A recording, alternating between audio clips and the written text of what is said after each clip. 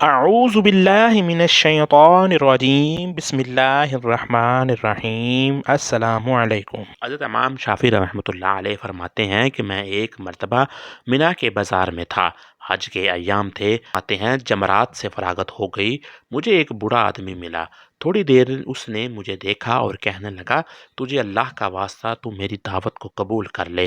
فرماتے ہیں کہ میں نے اس کی دعوت کو قبول کر لیا اور وہ شخص بھی ایسا بے تکلف کہ جو اس کے پاس تھا پیش کر دیا۔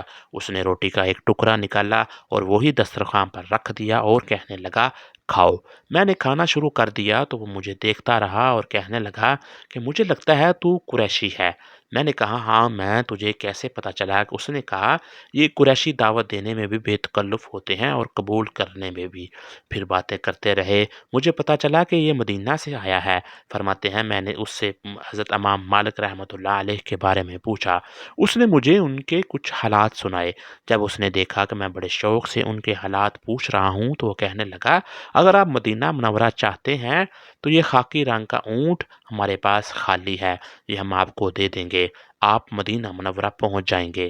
کہنے لگے کہ میں تو پہلے ہی سے تیار تھا، لہٰذا میں نے حامی بھر لی۔ آپ فرماتے ہیں کہ میں قافلے کے ساتھ سوار ہوا، ہمیں راستے میں مکہ مکرمہ سے مدینہ منورہ تک پہنچنے میں 16 دن لگے۔ اس دوران میں نے 16 قرآن مجید پڑھ لیے۔ سبحان اللہ، آج ہمارا یہ حال ہے، حج کرنے جاتے ہیں تو 10 دن مدینہ منورہ گزار کر آتے ہیں، لیکن ایک قرآن مجید بھی مکمل کرنے کی توفیق نہیں ہوتی۔ ہمارے اسلاف جب بھی حج کے لیے آتے جاتے تھے تو سینکڑوں لوگ ان کے ہاتھوں پر کلمہ پڑھ کر مسلمان ہو جایا کرتے تھے، اور آج ہم حج کر کے آتے ہیں تو خود مسلمان بن کر صحیح طرح سے نہیں آتے، واپس آ کر پھر گناہوں کی طرف چل پڑتے ہیں۔ الغرض حضرت امام شافعی رحمۃ اللہ علیہ نے حالت سفر میں 16 دن میں 16 قرآن مجید پورے کیے۔ فرماتے ہیں کہ جب ہم مسجد نبوی پہنچے تو نماز کے بعد میں نے دیکھا کہ ایک آدمی اونچے قد کا ہے، اس نے ایک تہمت باندھا ہوا ہے اور ایک چادر لپیٹی ہوئی ہے۔ وہ ایک جگہ بیٹھ گیا اور کہنے لگا قال قال رسول اللہ صلی اللہ علیہ وآلہ وسلم، اور لوگ اس کے ارد گرد بیٹھ گئے تو میں سمجھ گیا کہ یہی حضرت امام مالک رحمۃ اللہ علیہ ہوں گے۔ ناظرین، یہ وہ ایام تھے جب امام مالک رحمۃ اللہ علیہ احادیث کا حملہ کرا رہے تھے۔ موتا امام مالک کی جو احادیث ہیں ان کو لکھوا رہے تھے۔ میں نے بھی ان کے ایک تنکا اٹھا لیا اور دل میں یہ سوچا کہ یہ میری قلم ہے، اور ہاتھ سامنے کر لیا، سوچا کہ یہ میرا کاغذ ہے، اور میں اپنی زبان سے اس تنکے کو لگایا جیسے کہ میں اس کو سیاہی لگا رہا ہوں، اور ہتھیلی پر لکھنا شروع کر دیا۔ اب طلبہ کاغذوں پر لکھ رہے تھے، چنانچہ میں نے بھی ان سے املاک کی نسبت حاصل کرنے کے لیے ہتھیلی پر لکھنا شروع کر دیا۔ کہنے لگے اسی دوران امام مالک نے میری طرف دیکھا، انہوں نے اس محفل میں 127 احادیث لکھوائیں۔ جب اگلی نماز کا وقت ہو گیا تو محفل برخاست ہو گئی، تمام طلباء چلے گئے۔ حضرت امام شافعی رحمۃ اللہ علیہ فرماتے ہیں کہ حضرت امام مالک رحمۃ اللہ علیہ نے مجھے دیکھا تو مجھے اپنی طرف بلایا، مجھ سے کہا تو اجنبی معلوم ہوتا ہے۔ میں نے کہا جی ہاں، میں مکہ مکرمہ سے آیا ہوں۔ کہنے لگے تو ہتھیلی پر کیا کر رہا تھا؟ میں نے کہا احادیث لکھ رہا تھا۔ کہنے لگے کہ دکھاؤ۔ میں نے دکھایا تو ہتھیلی پر تو کچھ لکھا ہی ہوا نہیں تھا۔ انہوں نے کہا یہاں تو کچھ نہیں لکھا۔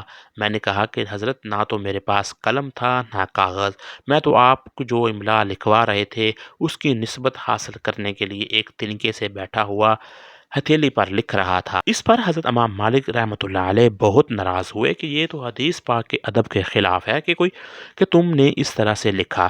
میں نے کہا حضرت میں تو ظاہری مناسبت کے لیے ہاتھ پر تنکا چلا رہا تھا، حقیقت میں تو حدیث پاک دل میں لکھ رہا تھا۔ کہتے ہیں کہ حضرت امام مالک نے فرمایا اچھا، اگر دل میں لکھ رہے تھے تو مجھے چند ایک روایات اس میں سے سنا دے تو میں جانوں۔ فرمانے لگے میں نے ان کو ایک سے لے کر 127 حدیثیں متن اور سند کے ساتھ سنا دیں۔ یہ علم 127 حدیثیں جس ترتیب سے لکھوائی تھیں تمام اسی ترتیب پر ان کو سنا دیں۔ فرماتے ہیں امام مالک رحمۃ اللہ علیہ بڑے خوش ہوئے، کہنے لگے اچھا اے نوجوان، تو میرا مہمان بن جا، اندھے کو کیا چاہیے 2 آنکھیں؟ میں تو پہلے ہی سے تیار تھا کہ میں نے کہا حضرت میں تیار ہوں۔ حضرت امام مالک رحمۃ اللہ علیہ گھر تشریف لے گئے۔ حضرت امام مالک رحمۃ اللہ علیہ کے گھر میں ان کی بیٹیاں تھیں، وہ عالمہ تھیں، احادیث کی حافظہ تھیں، قرآن مجید کی حافظہ تھیں، بہت متقی پاک زندگی گزارنے والی عورتیں تھیں، حتیٰ کہ کتابوں میں لکھا ہے کہ اتنا علم رکھتی تھیں کہ امام مالک کئی مرتبہ حدیث کا درس مسجد نبوی میں دیتے اور وہ پردے کے پیچھے بیٹھ کر حدیث کے درس میں شریک ہوتی، اور ان کا علمی معیار اتنا اونچا تھا کہ کئی مرتبہ ان کا شاگرد جب کسی حدیث پاک کی تلاوت کرتا اور عبارت میں کہیں غلطی کرتا تو ان کی بیٹیاں لکڑی کے اوپر لکڑی مار کر آواز کرتیں، جس سے امام مالک رحمۃ اللہ علیہ سمجھ جاتے کہ پڑھنے والے نے غلطی کی ہے۔ امام مالک رحمۃ اللہ علیہ نے جا کر گھر میں بتایا، آج ایک عالم آ رہے ہیں، وہ بڑے دانا ہیں اور بڑا علم کا شوق رکھتے ہیں۔ وہ تو بہرحال امام شافعی رحمۃ اللہ علیہ تھے، انہوں نے گھر میں کھانے کا بڑا اہتمام کیا، بستر لگایا، مصلی بچھایا، لوٹا پانی کا بھر کر رکھا۔ امام شافعی رحمۃ اللہ علیہ نے کھانا کھایا اور لیٹ گئے۔ صبح کو امام مالک رحمۃ اللہ علیہ کے ساتھ مسجد میں آگے، جب اشراق کی نماز پڑھ کر واپس گھر گئے تو حضرت امام مالک نے حضرت امام شافعی سے فرمایا، میری بیٹیوں کو آپ پر ایک اعتراض واقع ہوا ہے۔ بچیاں کہہ رہی ہیں کہ ابو آپ نے تو یہ کہا تھا کہ یہ بڑے نیک اور اچھے انسان ہیں، لیکن ہمیں ان پر اشکال واقع ہوا ہے۔ پہلا اعتراض یہ ہے کہ جتنا کھانا ہم نے بنا کر بھیجا تھا وہ تو کئی آدمیوں کے لیے کافی تھا، لیکن یہ سارا کھانا تنہا کھا گئے۔ دوسرا یہ کہ ہم نے مصلی بچھا کر رکھا اور پانی کا برتن بھر کر رکھا، لیکن جیسا مصلی بچھایا تھا صبح کو ویسا ہی رکھا ہوا ملا، اور پانی بھی جوں کا توں لگتا ہے۔ تہجد کی نماز بھی نہیں پڑھی، اور پھر مسجد میں تو وضو کا انتظام بھی نہیں تھا، لوگ گھروں سے وضو کر کے جاتے ہیں، اور یہ اس طرح آپ کے ساتھ اٹھ کر مسجد میں چلے گئے، پتہ نہیں نماز بھی انہوں نے کیسے پڑھی، یہ بات ہماری سمجھ سے بالاتر ہے۔ حضرت امام شافعی رحمۃ اللہ علیہ نے جواب دیا کہ حضرت بات یہ ہے، جب میں نے آپ کے یہاں کھانا کھایا تو کھانے میں اتنا نور تھا کہ ہر بار لقمہ کھانے پر مجھے سینہ نور سے برتا نظر آتا تھا۔ میں نے سوچا کہ ممکن ہے اتنا حلال مال زندگی میں بھی میسر نہ ہو، کیوں نہ میں اسے جزون بدن بناؤں، اس لیے میں نے اس سارے کھانے کو اپنے بدن کا جز بنا لیا۔ فرماتے ہیں پھر میں لیٹ گیا، لیکن اس کھانے کا نور اتنا تھا کہ نیند غائب، تو میں احادیث پر غور کرتا رہا۔